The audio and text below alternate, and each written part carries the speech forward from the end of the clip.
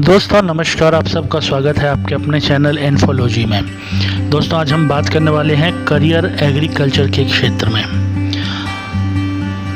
किसी भी देश की अर्थव्यवस्था का आकलन उस देश की खेती और किसानी की स्थिति से ही निर्भर करता है। एग्रीकल्चर का नाम सुनते ही आज की युवा पीढ़ी के मन में गांव के कामधाम और उसका चित्रण सामने आ जाता है, किंतु वास्तविकता यह है कि देश की 70% जनसंख्या रोजगार के क्षेत्र में खेती से ही संबंधित है।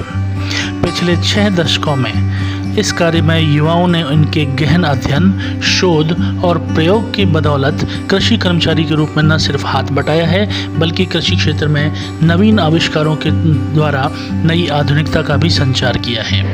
इन सब के बावजूद भी आज इस क्षेत्र में युवा शक्ति की कमी है, यानी युवाओं के लिए यहाँ करियर की अथाह संभावनाएं हैं। खासतौर से अध्ययन और स्वरोजगार के क्षेत्र में विशेष संभावनाएं हैं। तो आइए आपको कृषि के क्षेत्र में रोजगार की संभावनाओं पर डिस्कशन करते हैं और बात करते हैं कि कितनी सारी अपॉर्चुनिटीज़ और अवसर आपका इंतज़ार कर रहे हैं। दोस्तों, यदि कोई छात्र अपने करियर में कृषि विषय चुनता है तो उसके लिए अपार संभावनाएं हैं। कक्षा 12 के बाद कृषि में 4 साल का कोर्स है, जिसको बीएससी एग्रीकल्चर या बीएससी एग्रीकल्चर ऑनर्स का कोर्स कहते हैं। साथ ही इस कोर्स को प्रोफेशनल कोर्स की तरह मान्यता है। इसके लिए छात्र 11वीं या 12वीं में एग्रीकल्चर या बायोलॉजी के साथ उत्तीर्ण होना आवश्यक है। दोस्तों, देश प्रदेश के अधिकतर विश्वविद्यालय इसके लिए एक एंट्रेंस परीक्षा करवाते हैं, जिसको जॉइंट एंट्रेंस एग्ज़ाम कहते हैं। यह परीक्षा कई विश्वविद्यालय 12वीं के अंकों के आधार पर और एग्ज़ाम के आधार पर सीधा एडमिशन देते हैं। इस 4 साल के करियर में हम एग्रीकल्चर के विभिन्न विषयों का अध्ययन करते हैं और वैज्ञानिक पद्धति से रूप में कार्य करते हैं, जिसमें सेमेस्टर प्रणाली की भूमिका होती है। इस दौरान समस्त एग्रीकल्चर टेक्नोलॉजी के सभी विषयों का गहन अध्ययन प्रायोगिक और सैद्धांतिक रूप से आपको करवाया जाता है, जहां फार्म मैनेजमेंट यानी बुआई से लेकर बाजार तक, production, protection, economics, biological sciences, natural and social science, engineering और फूड साइंस और टेक्नोलॉजी जैसे विषय संकलित किए जाते हैं। एग्रीकल्चर फील्ड में बायोलॉजी, केमिस्ट्री, फिजिक्स, मैथ्स और स्टैटिस्टिक्स के बेसिक प्रिंसिपल्स का इस्तेमाल किया जाता है। दोस्तों, बीएससी एग्रीकल्चर एक प्रकार का कोर्स है जो वर्तमान में संचालित हो रहा है, जिसकी अवधि 4 वर्ष की होती है। इसके अतिरिक्त अगर आप हायर एजुकेशंस में जाना चाहते हैं तो एग्री बिजनेस मैनेजमेंट में एमबीए या बीएससी एग्रीकल्चर एबीएम भी कहा जाता है। यह कुल 5 वर्ष का कोर्स होता है, जिसमें कृषि के मूलभूत विषयों के अलावा मार्केटिंग और मैनेजमेंट के विषयों को भी बढ़ाया जाता है। अगर आप केवल पोस्ट ग्रेजुएशन के रूप में इसे करना चाहते हैं तो यह 2 वर्ष का पाठ्यक्रम कहलाता है। बीएससी एग्रीकल्चर और बीएससी में अपनी ग्रेजुएशन करने के बाद एक प्रवेश परीक्षा के द्वारा विश्वविद्यालय में एमबीए के रूप में अपनी हायर स्टडीज़ की जा सकती है। एमएससी यानी मास्टर ऑफ साइंसेस के भी कई विषय होते हैं, जिसमें agronomy, horticulture, breeding, genetics, seed science, मृदा साइंस, कीट विज्ञान, रोग विज्ञान, बायोटेक्नोलॉजी, ओलरिकल्चर, पोमोलॉजी, मौसम विज्ञान, economics, statistics, extension science, animal एवं डेयरी साइंस आदि प्रमुख हैं। दोस्तों, इनमें से किसी भी विषय में एमएससी करने के बाद एमफिल एग्रीकल्चर आप कर सकते हैं और इसके साथ गहन अध्ययन के लिए एमएससी के ही संबंधित विषयों पर आप पीएचडी भी कर सकते हैं। ये भी एग्रीकल्चर के फील्ड में आप अपनी अधिकतम डिग्रीज प्राप्त कर सकते हैं। इसके अतिरिक्त बीटेक एग्रीकल्चर इंजीनियरिंग भी एक कोर्स है जो बीएससी एग्रीकल्चर के समकक्ष है, और यह इंजीनियरिंग के रूप में जो छात्र अपनी सेवाएं इस क्षेत्र में देना चाहते हैं तो उनके लिए यह प्रोग्राम रहेगा। यह भी 4 वर्ष का कोर्स है और इसमें एग्रीकल्चर इंजीनियरिंग के सभी विषयों का अध्ययन किया जाता है।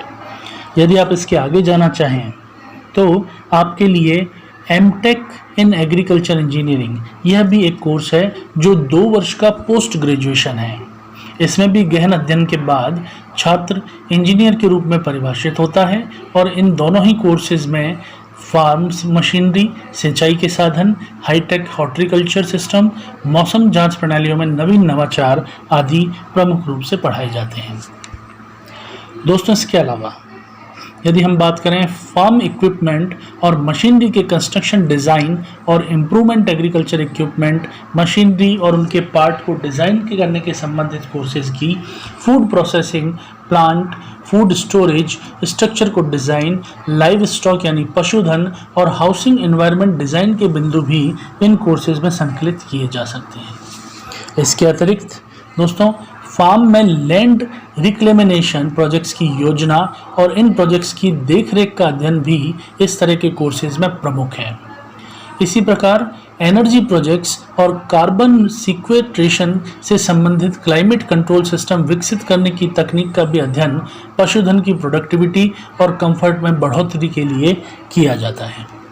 दोस्तों, इसी तरह कुछ संबंधित विषय जैसे रेफ्रिजरेशन की स्टोरेज कैपेसिटी, एफिशिएंसी बढ़ाना, एनिमल वेस्ट डिस्पोजेबल और सॉल्यूशंस के बिंदु यहाँ पर शामिल किए जाते हैं। इस प्रकार सभी तरह की फील्ड विद्यार्थियों के अध्ययन के लिए उपलब्ध हैं और आवश्यक योग्यता के अनुसार खेती और किसानी के सहायक के रूप में अपने लिए रोजगार प्राप्ति छात्र कर सकते हैं। दोस्तों, हमारे देश में एग्रीकल्चर फील्ड में हायर एजुकेशन क्वालिफिकेशन हायर हासिल करने और समुचित ट्रेनिंग लेने के बाद बतौर सरकारी और निजी कृषि कर्मचारी के रूप में farm manager, supervisor, scientist, entomologist, pathologist, horticulturist, agronomist, मौसम वैज्ञानिक, पशुपालन विशेषज्ञ, agriculture engineer, agriculture computer engineer और इसके अतिरिक्त कंप्यूटर प्रोग्रामिंग जैसे विषय हैं जिसमें आप अपने रोजगार की संभावनाओं को बढ़ा सकते हैं।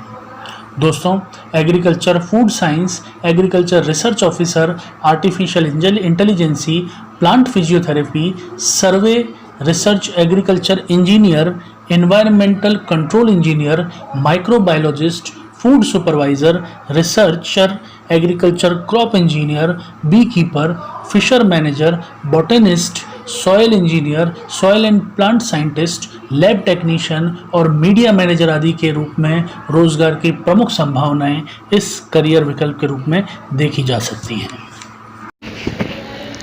दोस्तों, भारत व राज्य सरकार के द्वारा कृषि से संबंधित सभी विभाग, ICAR के सभी अनुसंधान केंद्र, स्टेट एग्रीकल्चर यूनिवर्सिटीज़, कृषि विज्ञान केंद्र, स्टेट एग्रीकल्चर रिसर्च स्टेशन, मृदा जांच केंद्र, राष्ट्रीय बीज निगम, केंद्रीय कृषि पशुपालन मंत्रालय व कृषि विभाग, राज्य कृषि व पशुपालन मंत्रालय व विभाग, जल एवं पर्यावरण मंत्रालय, मौसम विभाग आदि प्रमुख क्षेत्र हैं जहां पर आप सरकारी व्यक्ति के रूप में भी कार्य कर सकते हैं, सरकारी कर्मचारी के रूप में भी कार्य कर सकते हैं। इसके अलावा निजी क्षेत्र में बहुत सारी कंपनीज़ हैं जिनमें प्रमुख एरियाज़ हैं खाद एवं उर्वरक company, farming industry consultants, pesticides industries, agriculture equipment industry, agriculture commodity processors, seed industries, NGO, स्ववित्तपोषी संस्थान, media group, food processing industries, dairy industries आदि अच्छे पैकेज पर कर्मचारियों की आवश्यकताएं और कर्मचारियों की भर्ती करती हैं। हमारे देश में कृषि क्षेत्र में ग्रेजुएट फ्रेशर्स को शुरू में एवरेज 18 से 25 हज़ार रुपये प्रति माह मिलते हैं, जो अन्य सभी फील्ड की तरह इस फील्ड में भी सैलरी पैकेज स्किल्स और डिग्री और यूनिवर्सिटी पर निर्भर करता है। इस फील्ड में पेशेवरों को 4 से 6 वर्ष के अनुभव के बाद 6 से 10 लाख रुपए तक का सालाना पैकेज मिल सकता है। दोस्तों, इस फील्ड में पोस्ट ग्रेजुएट कैंडिडेट्स शुरू में 3.5 लाख रुपए सालाना औसत के रूप में सैलरी पैकेज प्राप्त कर सकते हैं और 4 से 6 वर्ष के कार्य अनुभव के बाद 6 से 9 लाख रुपए औसतन सैलरी प्राप्त कर सकते हैं। इसी प्रकार इस फील्ड से संबंधित रिसर्च प्रोफेशनल्स के लिए 55 से 80 हज़ार रुपये प्रति माह की एवरेज सैलरी होती है, जो एक अच्छा कंपनसेशन है इस क्षेत्र में। इन सभी के अलावा इस फील्ड में गहन अध्ययन करने के बाद विद्यार्थी अपना स्वरोजगार भी शुरू कर सकते हैं, जिससे अच्छी आमदनी वो प्राप्त कर सकते हैं। दोस्तों, इसके अतिरिक्त स्वरोजगार के लिए वर्तमान में राज्य तथा केंद्र सरकार द्वारा युवाओं को बैंक के माध्यम से ऋण भी उपलब्ध करवाया जाता है, जिससे युवा साथी रोजगार सृजन करने में भी मदद कर सकते हैं। यदि इस क्षेत्र में युवा अपना अध्ययन और प्रैक्टिकल नॉलेज अच्छा प्राप्त करते हैं तो आप स्वयं अच्छी यूनिवर्सिटीज़ के मुकाबले अधिक जॉब सृजन कर सकते हैं और अधिक से अधिक धन कमा सकते हैं। तो दोस्तों, आप सभी को शुभकामनाएं। यदि आप इस क्षेत्र में अपना करियर बनाना चाहते हैं, किसी भी प्रकार का सवाल यदि आपके मन में हो तो आप कमेंट बॉक्स में कमेंट करके अपने प्रश्न पूछ सकते हैं। धन्यवाद।